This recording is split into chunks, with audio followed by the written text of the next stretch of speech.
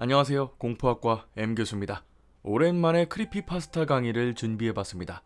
우리나라와는 다르게 외국에서는 실제하지 않는 존재를 만들어내는 공포 문화가 있고 이를 크리피파스타라고 합니다. 하지만 진짜보다도 더 진짜같이 만들기 때문에 이게 정말 있다고 생각하는 사람들도 많고 그렇기에 더 재밌는 게 크리피파스타죠. 오늘 소개해드릴 크리피파스타는 제프 더 킬러입니다. 이름을 듣자마자 이거 진짜 아니었음? 하시는 분들도 계실 텐데요. 쭉 한번 보시면 되겠습니다. 가시죠.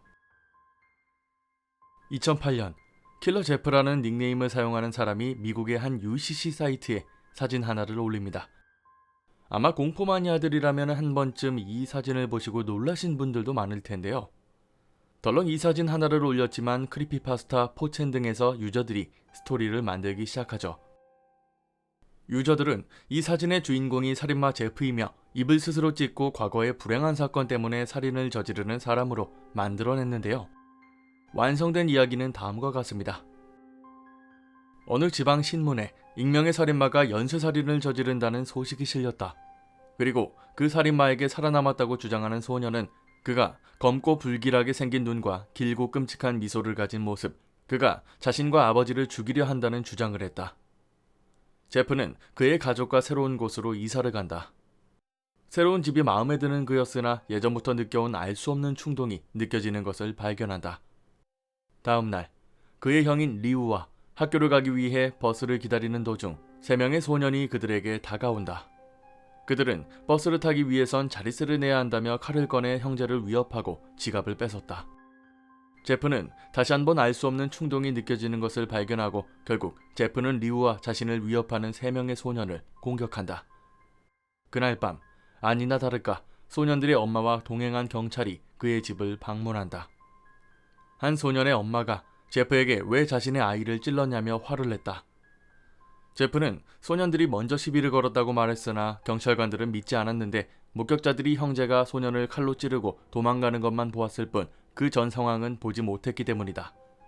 경찰관은 그의 형 리우를 부르라고 했으나 소년들을 찌른 건 자신이었기 때문에 제프는 형은 아무런 관련도 없다고 모두 자기가 한 일이라고 소리친다.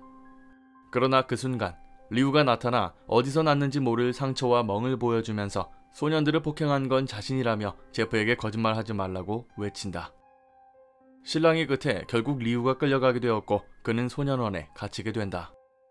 결국 제프네 집은 풍비박산이 나고 제프는 매일 밤을 죄책감에 눈물을 흘린다. 사건 이후 제프는 누구와도 만나지 않았으며 집안에만 틀어박혀 있었다. 그의 부모도 사건 이후 굉장한 충격을 받았으나 이대로는 안 될 것 같아서 몇 달 뒤 이웃집 파티가 열리는 곳에 제프를 데리고 간다.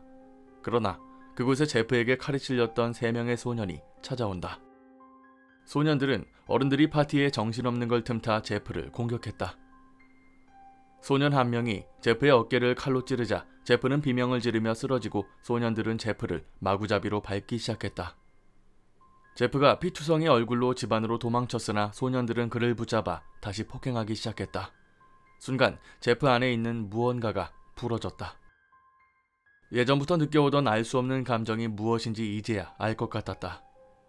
제프는 자리에서 일어나 한 소년을 죽을 때까지 주먹으로 패버린 후 수건거리로 나머지 2명을 죽이는 데 성공했다. 죽어가던 마지막 한 명이 라이터를 술에 젖은 제프의 얼굴에 던져버리고 금세 불이 옮겨 붙는다. 제프가 마지막으로 본 모습은 소식을 듣고 달려온 엄마의 비명 지르는 모습이었다.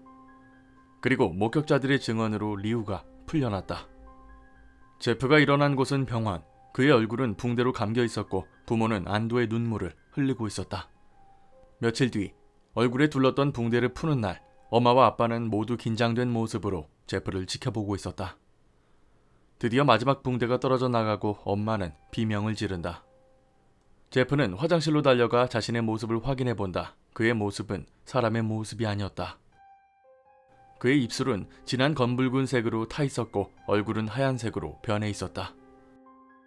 그러나 그는 상당히 흡족한 듯 미친 듯이 웃기 시작했다. 그는 이미 예전에 미쳐버린 것이다. 제프와 집으로 돌아온 그날 밤 엄마는 화장실에서 흐느끼는 소리를 듣는다. 화장실에 들어가자 그곳엔 제프가 있었는데 엄마는 아연실색할 수밖에 없었다. 그가 거울을 보며 칼로 자신의 입을 찢고 있었던 것. 이후 엄마가 아빠를 깨우러 달려가고 제프는 안방으로 달려가 둘 모두를 난도질했다. 그는 이미 예전의 소년이 아니었다. 그저 살인기계에 불과할 뿐. 제프는 잠자고 있는 리우에게 다가서고 리우마저 죽이려고 했다. 제프가 죽이기 전에 리우가 눈을 떠버리고 제프가 말한다. Go to sleep. 이야기를 보면 생각보다 탄탄하고 소름 끼치게 잘 만들었다는 것을 알 수 있을 텐데요. 스토리를 보면 얼추 배트맨 시리즈에 나오는 조커와 비슷한 것을 느끼실 수 있을 겁니다. 불우한 자신의 유년 시절 때문에 찢어진 입에 화장을 하고 사람들을 죽이는 조커의 모습이 많이 반영된 것 같습니다. 마지막에 제프가 말한 Go to sleep은 마치 명대사처럼 받아들여져서 지금도 이 단어를 구글에 검색하면 죄다 제프 더 킬러 이미지가 나옵니다. 이렇게 완성된 제프 더 킬러는 전 세계적으로 유명한 살인마 크리처가 됩니다. 심지어 슬렌더맨보다 더 유명해지는데 전용 테마곡에 할로윈 단골 코스프레가 될 정도로 인기가 엄청납니다. 당연히 게임으로도 많이 나왔고 이후 제프의 형인 리우와 외전 형식으로 니나 더 킬러가 추가로 나올 정도죠. 워낙 유명하기 때문에 아이들에게는 공포의 대상이기도 하고요. 자, 오늘은 하나의 인터넷 밈에서 호러 아이콘으로 등극한 대표적인 크리피파스타 제프 더 킬러를 보셨습니다. 오늘 영상 보시면서 깜놀 이미지들이 많이 나왔는데 저 이미지가 없으면 설명이 어려운 관계로 조금 과하게 이미지를 넣었습니다. 놀라신 학생 여러분 미안합니다. 오늘 강의는 여기까지입니다. 재밌게 봐주셨다면 공포학과에 입학 부탁드립니다. 공포학과 M교수였습니다.